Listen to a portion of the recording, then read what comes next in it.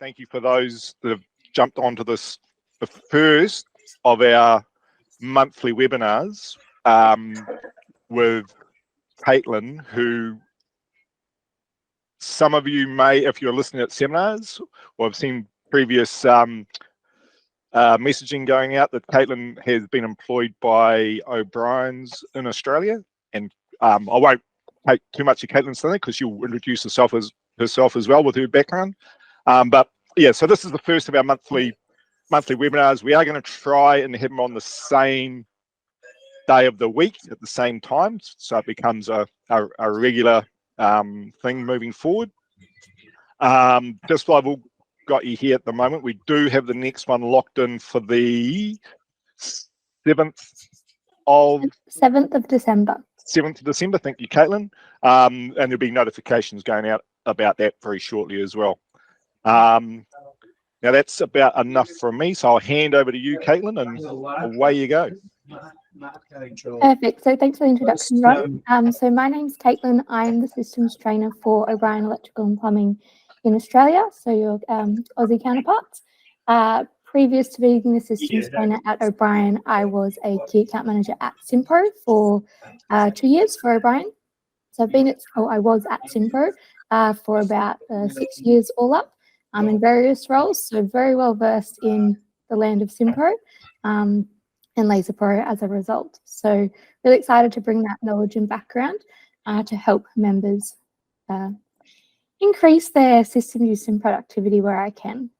So the topic that we're going to go through today is around status codes and automatic triggers. Now it seems like that might be a basic topic, but there's actually quite a bit to it, and it's quite impactful to your workflow if it's not set up correctly. So we're going to go through some of that setup today in terms of where to find it, what does it mean, some best practice or tips and tricks to be mindful of. And so we will get into it. I do have a demo system that I'm going to be screen sharing from. So feel free to follow along in your system if you have a second screen. But this is recorded and the recording will be provided to you afterwards if you do want to watch it back, or if for any members that just aren't able to make it live. So let me share my screen. And before I do that, actually, once I screen share, I won't be able to see the Google meeting. So feel free to put any questions in the chat and I'll come back to them at the end. Or if it's a bit more sensitive and like we need to look at it there and then, just due to the nature of it, just feel free to unmute yourself just because I won't be able to see you. So I will share my screen. So if we come into a Laser Pro, this is the demo system. It doesn't have a lot of data in it. May not look as full and operational as what yours would, but at least we've got something to have a look at. So in terms of status codes and automatic triggers, like I said, they are really important because it is the foundation of your workflow in terms of moving through the steps and being functional. So the status codes can be applied to leads, quotes, jobs, purchase orders, and invoices. So it is kind of widespread across multiple records throughout the system. So it can provide you just a little bit more detail than the what's called stages. So if I come into jobs as an example, we've got pending, progress, complete, invoice, archived, etc.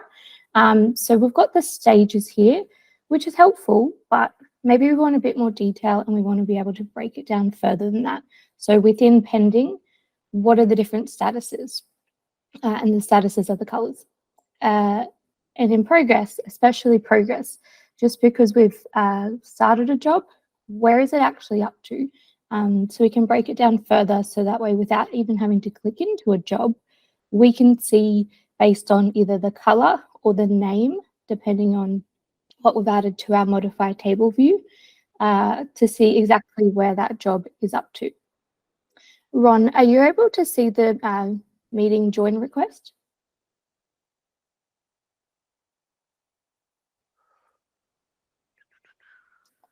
I'm not sure. I'll just come in and admit that person. Yes.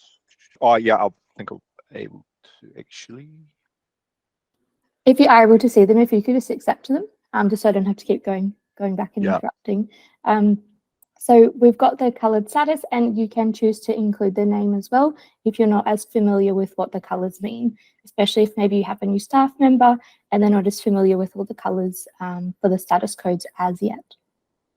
So we've got those, but we also have what's called automatic triggers. So now I'm going to navigate into the system setup, into the back end, which is where we find all of the setup for it and the navigation.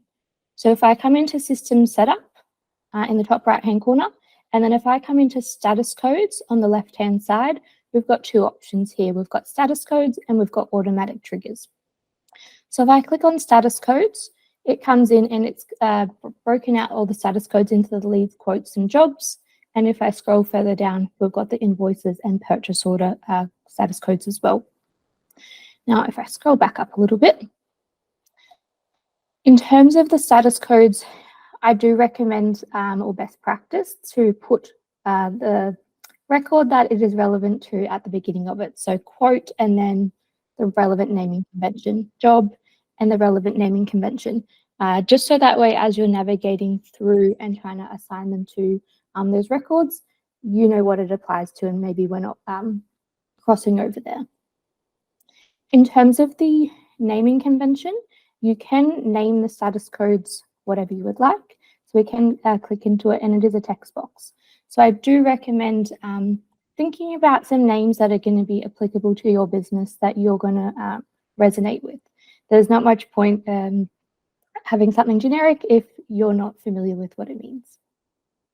So have a chat about them. You know, let's look at your current setup. Have a chat about it within the business and say, just because that's the status quo, do we need to tweak anything to make it better? Because I'm sure lots of you, actually all of you, will probably already have status codes set up, and some of them may be working for you and some of them may be not. So do we need to break it down even further? Because you can have as many or as few status codes as you like. That's going to suit your business and your workflow. Yes, there's going to be commonality in terms of some of them, but then there might be other ones that are going to be a bit more unique to your business and your workflow. So some examples of that. Let me just go to my other page. I wrote down some examples earlier. So some things that I've seen in Australia with O'Brien members is some of them set up employee-specific statuses. So they'll say job Jane to check. So that way it's a specific status that an employee can put something in, and that will prompt a specific employee to check it. And that's really helpful due to some flow-on effects that I'll go through later on.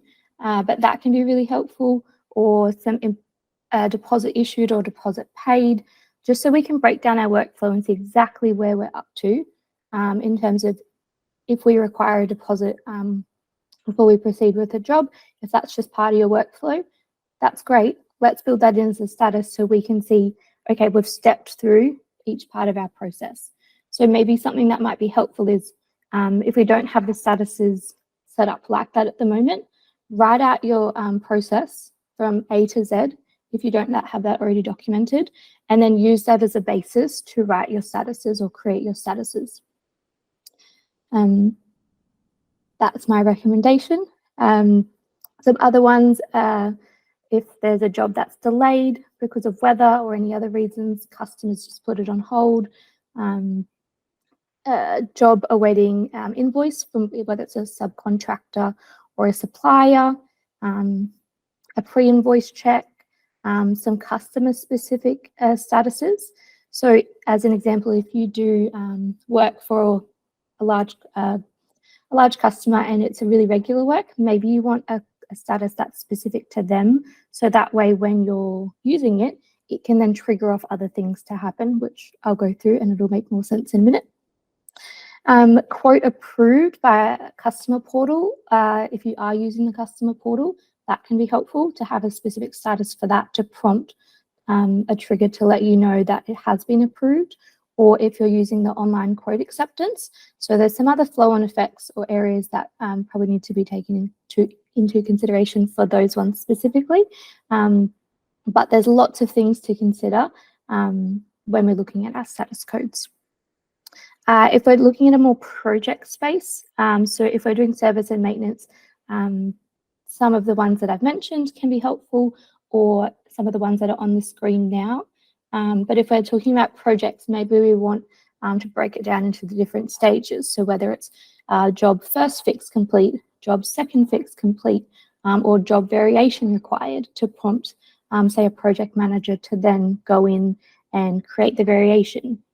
So some things like that, and whether that's right or wrong for you, but I'm hoping that some of these ideas and suggestions can be food for thought to prompt what's going to be relevant for you. Now, if we come into the status codes, we've got the colors. So in terms of the colors, I do recommend to come up with a color convention to use, whether that's a traffic light system and you want a red, orange, green, if that's going to suit you, or if you've got a different colored convention that you want to follow. But I do recommend coming up with something that's going to suit you and sticking to that. So that way it's easier to recognize the jobs or quotes or etc. when you're looking through some of those table view lists, as opposed to having potentially lots of different colors, and maybe it's just harder to keep track of. So we can come in here and you can navigate around. If your favorite color is blue or pink, maybe that's what you want to go with, just something that's familiar. If it is something that's more urgent or requires immediate action, I like color association, so I like to put red on those ones. Red equals bad. I just like to go with that. I'm not sure if anyone else can has that as well, but come up with a colored naming convention. In terms of the statuses, so some of them have ticks here for ignore status priority, and some of them don't. So if we talk about ignore status priority, the order in which you lay these out is really important. So this is your workflow from top to bottom. And if we had none of these ticked with ignore status priority, the system just wants to follow these from top to bottom.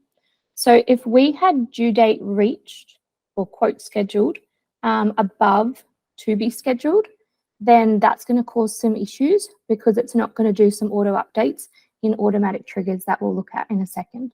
So the order in which you lay these out does need to be fairly literal. So that's also why maybe writing out your process is helpful, because it'll help you name them, but it might also help you order them. So if you do want to reorder them for any reason, say you've created a new status and it's automatically gone to the bottom, we can use the click and drag function on the left to reorder them as we need to. And I have accidentally moved that up too far. I'll put that back.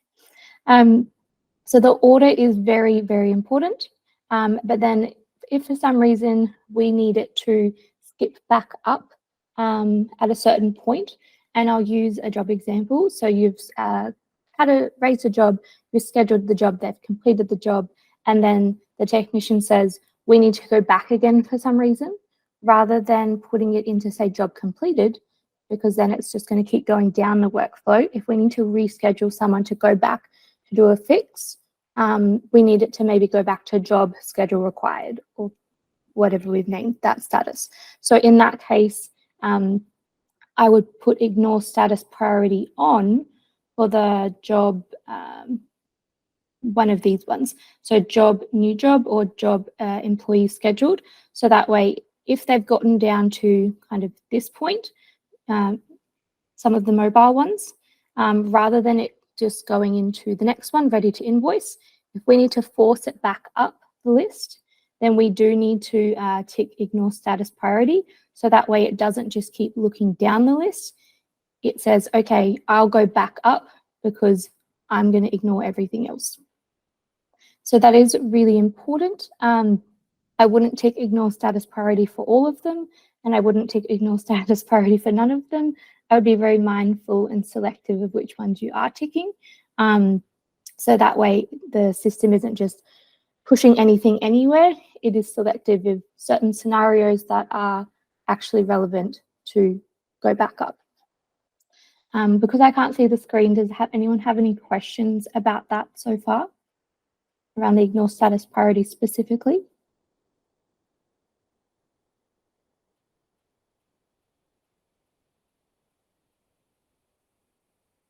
I will take silence as a good thing.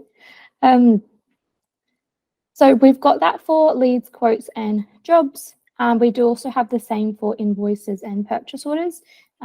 These are the system default ones here on the screen right now. You can choose to change them if you'd like.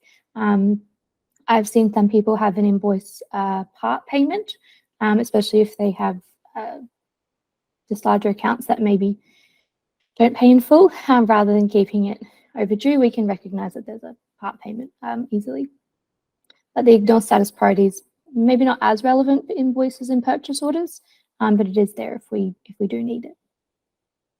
So if I scroll back up and hover over status codes again, we also have automatic triggers. So if I click in here, now the system does have predefined automatic triggers.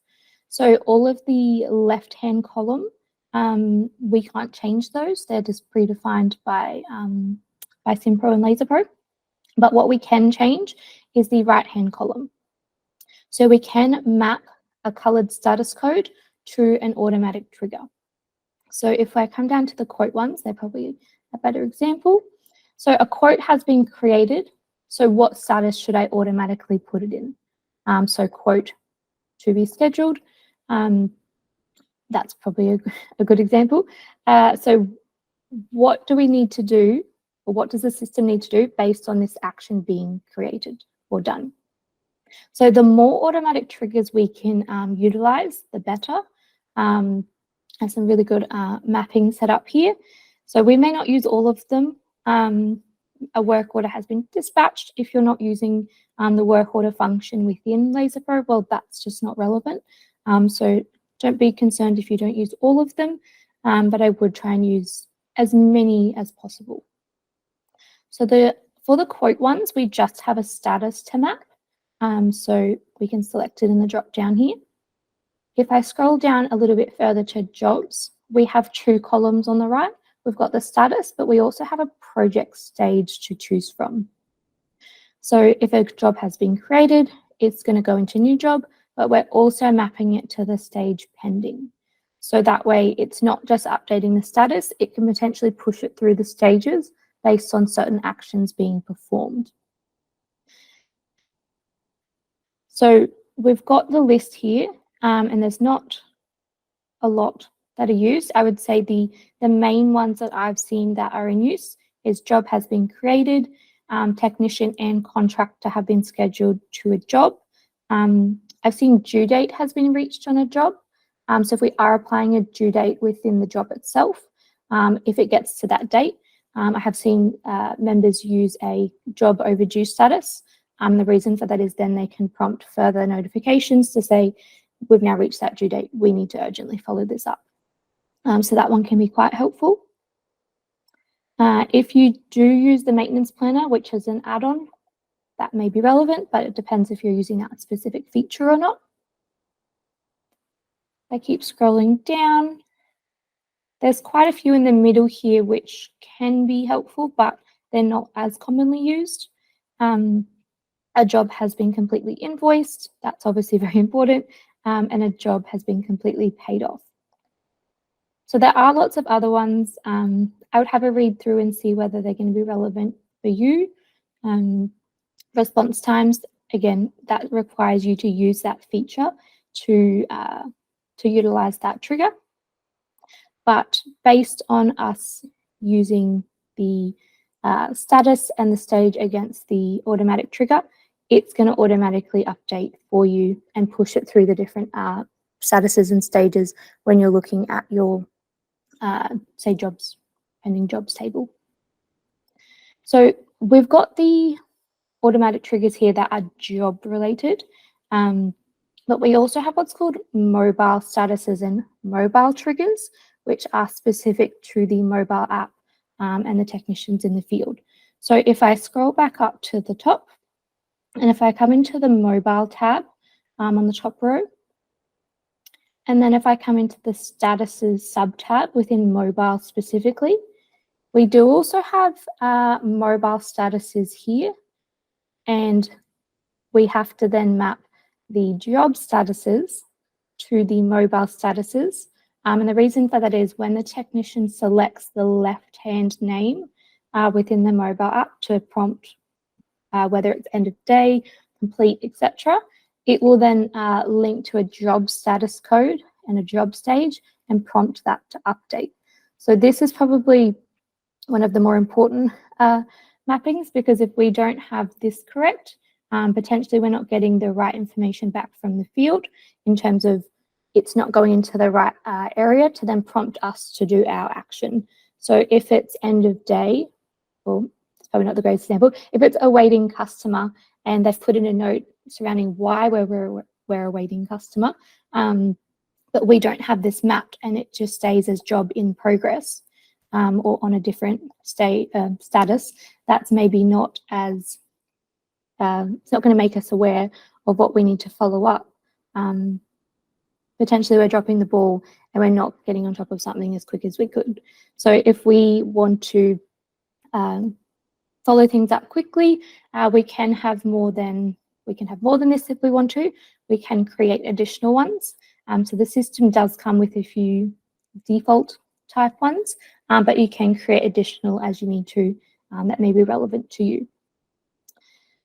So it is really important to set up your job statuses per your workflow, set up some job mobile statuses per your workflow, and then map the two accordingly. And then we can ignore status priority on these as well if for some reason we need to move back up the list. So we've got the mobile job statuses. We can also map the status codes to mobile triggers. So if we want it to prompt that they're traveling or they're on site, the traveling to site, I've seen that status code used to then prompt some notifications to the customer to say that we're on the way. So not everyone will have a job specific traveling status, but if you wanted to use that in a scenario of as soon as they click the button, it updates the status, which then sends an email or an SMS, you could use that setup for that. So there is a job subtab within the mobile settings. We do also have a quote subtab if the technicians in the field are accessing quotes as well, whether that's doing a site visit on a quote to price it up, or whether they're just creating quotes in the field, depending on what permissions we've given them. May or may not be applicable to everyone, but we can set up the statuses to map on quotes specifically as well. So I do see a lot of members, they'll have their job mobile statuses mapped, but the quote one isn't mapped by default. So it's worth going into the second tab and just checking whether these are filled out, because I don't believe they are by default. So in terms of, I'm just going to double check my notes.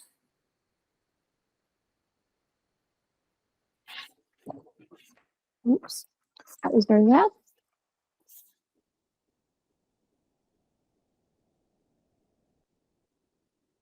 So in addition to, once we've nailed our status codes, so once we've got all of these set up, the other areas that it can impact and be really useful is in notifications. So if I come into notifications, the reason why sometimes members might break it down a bit, it's not too much, but they might break it down and create employee-specific statuses or customer-specific statuses, is that in a notification, we can then use the trigger of a status change to send off an email or an SMS as required. So if it's, this is a job condition type, so let's say employee, we'll use a traveling example actually. So we'll say that as soon as a job hits this status, we can send an email to the, say, customer to say that, hi, just letting you know that we're on our way. So it can create a lot of automation if we set up our statuses correctly and then utilize some of these other features like notifications to then prompt some correspondence with, it could be an internal employee, it could be, if it's quote related, if there's one specific person that does quoting, you could say, hey, there's a new quote in the system, can you please price it? So we can adjust the email body to whatever we want it to say, and we've got options in terms of who we can send that to, whether that's internal or to the customer. And that can apply to an email, or if we use SMS, as an SMS as well. So that can be really handy, and I do see people use this really well, using the statuses in conjunction with notifications to take out a lot of admin manual handling, because the system will pick up a certain quote job, what the change is, and then send out a notification accordingly. So that way we're keeping up our communication with staff or with customers. The other area that it can be helpful is in the table views. So whether that's quote, jobs, invoices, etc. If we hit advanced next to the search bar, we can then in the top right hand corner filter to see just a certain status. So throughout your day-to-day, you might be just looking at, okay, what are the jobs that are new and that I need to action? What are the jobs that I need to schedule in? So then we could filter it to just that status, and it would give me 5, 10, whichever amount of jobs are sitting in that status that I then need to follow up. Or if it's the job's now complete, and as much as it should hopefully be in the complete status, if you've set up your statuses and automatic triggers to do that, potentially there might be other colors in there. And looking at some member systems, when you have 50 or 100 jobs in a stage, it can be a bit overwhelming, and maybe some jobs don't get missed, but they just kind of fall into the abyss of there's so many jobs there, and maybe we're overlooking something that maybe needs to be followed up. So if we can utilize the statuses by narrowing them down a little bit more and then utilizing the filter, we can then just see what's relevant and what we need to do right now. So we can filter the status here manually. The other thing that you can do is if you need to check jobs that need to be invoiced a couple of times a day, rather than coming in here and filtering it every time, you can set up what's called a saved search. So next to the search bar where it had advanced before and now it says basic, we can hit save search just next to that. So that way if I jobs to be scheduled, so you can come in here and name it accordingly and choose whether it should show only my login based on whichever employee you're logged in as, or whether I want it to show for everyone. So depending on what you're saving, choose accordingly. Once we hit save, the ribbon icon next to the global search in the top right hand corner, that will now save. So I don't need to come in and go jobs, pending jobs, advanced, filter the status a couple of times a day. I can come straight to the ribbon, click on this, and it will take me straight into that screen. So you can set up as many save searches as you like. Just think, I guess, of what are you going into regularly? What do you need to see? And that way you can set them up for you specifically just to make your navigation and day-to-day a little bit easier. Or if there's ones that maybe potentially all staff need to see, we could change the setting on that and make it apply to everyone if we need to. Is there any questions? I'm going to stop screen sharing for a second just so I can come back to the meeting and look at the chat.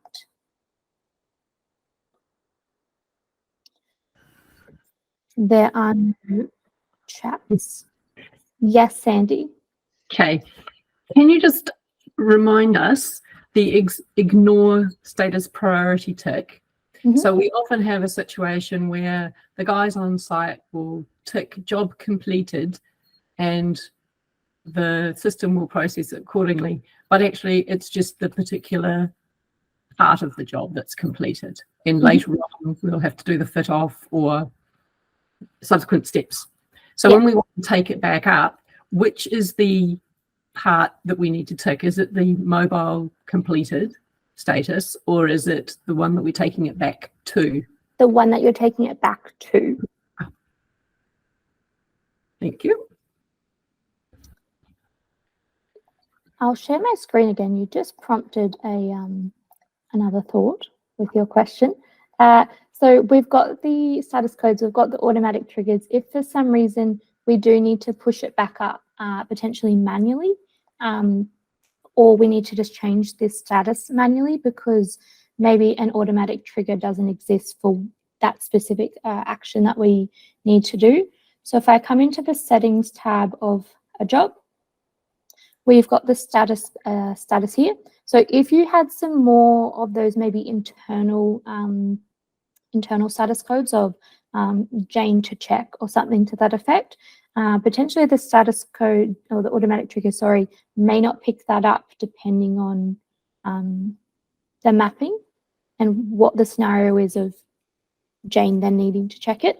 So if for some reason we needed to manually change the status, if we come in here and where's my new job?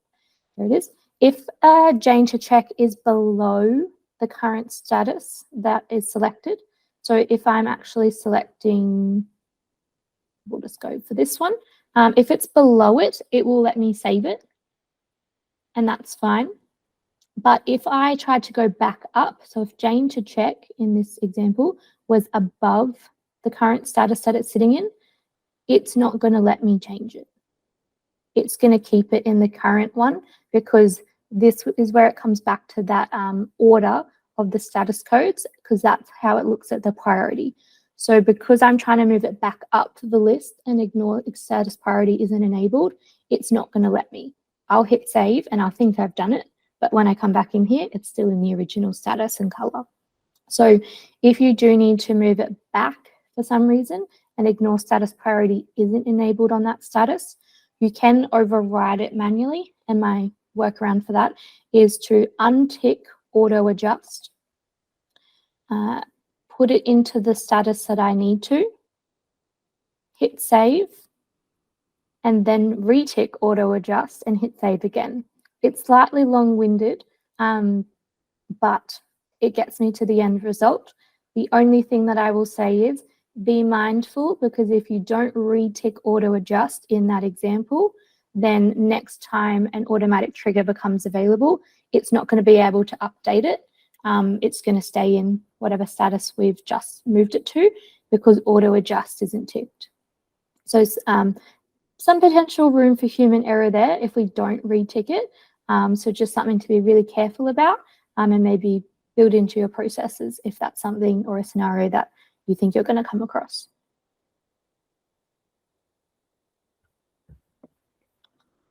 All right, I'll go back to the meeting. Is there any other questions or questions about your specific setup or scenarios that you'd like to ask?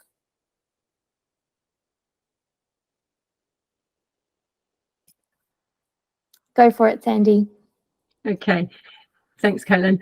Very good so far. I've really got quite a lot out of it. So a lot of the member builds do not appear to have the mobile statuses as part of the ordinary waterfall or the main waterfall. Is that essential that they are part of that waterfall? They don't have to be.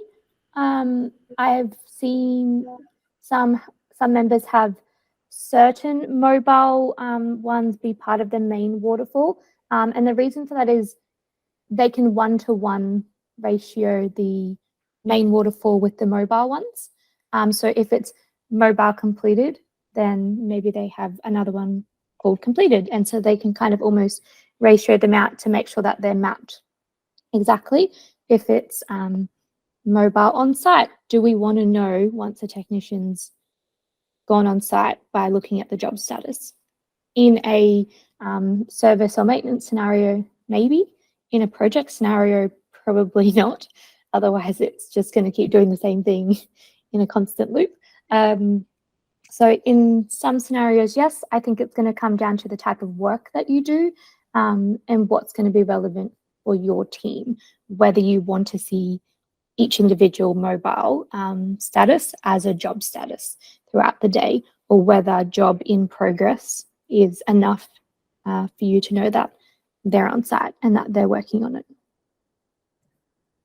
Thank you.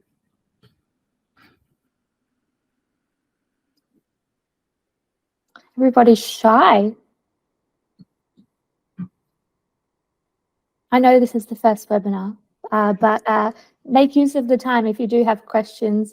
If you have a question about a specific status that maybe is in your system at the moment and you're not sure, or you've got an issue with the order or ignore status priority, make use of this time. They must be all across it, Caitlin. We've got a bunch of gurus. Can I ask one more question then? Of course. Yes. While everybody's situation is going to be slightly different, I'm quite mindful that a lot of our statuses are really old. Is there sort of a template or a starting point that you could provide, similar to what you put up on the screen, that people could use as a starting point to work through their own situation? Yeah, we can definitely put a document together. So I might create a PDF and that way, together with the recording once it's available, that can be posted for members to reference. So I can definitely put something together with some of maybe the examples that I mentioned, as well as the ones that were on screen. So you have some food for thought to think about your own scenarios.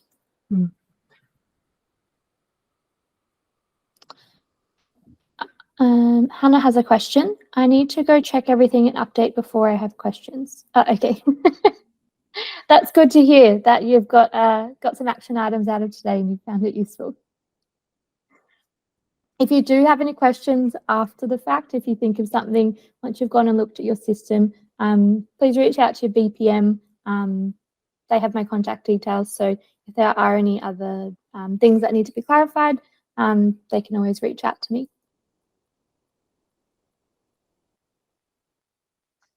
Good to hear, Jackie.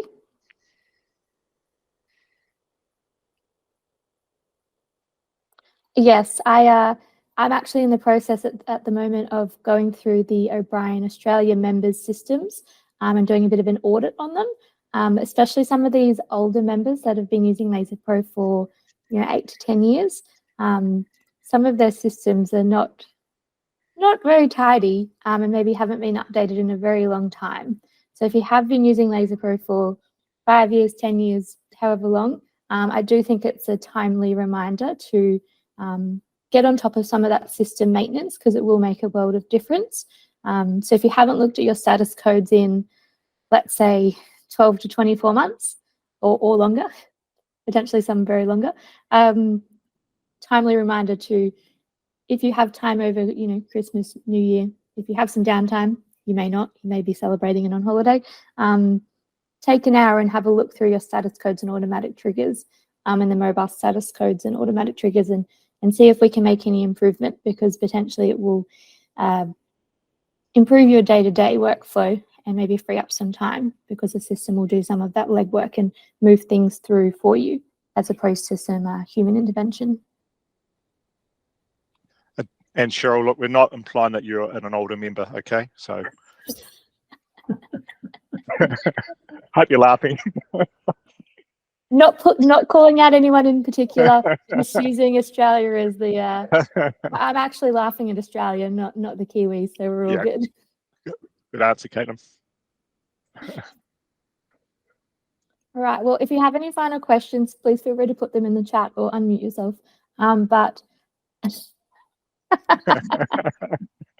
that's understandable. We finished up a little bit earlier, so I'll give you a little bit of your day back. But once the recording's available, it will be posted for you. I'm not sure exactly where it's going to be posted. I'll let Ron answer that question. But I will provide the recording to him and the example PDF with the status codes. And you have any other questions, let your BPM know. Otherwise, I will see you all again on the 7th of December at the next webinar. Look, thank you so much, Caitlin. And so this is our first one. And so hopefully the attendance will build on that, and everyone, old and new, will get value out of these webinars moving forward. As far as where we're going to post the recording and the PDF, we're hoping to get up onto the intranet, but Okay. we'll get it out there one way or another. And yeah, as you already said, yep, next one, 7th of December, same time on the Thursday. So looking Yeah. forward to it. Thank you so much, Caitlin. That's okay. Thank you for your time, everyone. Have a great rest of your day, and I'll see you all in a couple of weeks.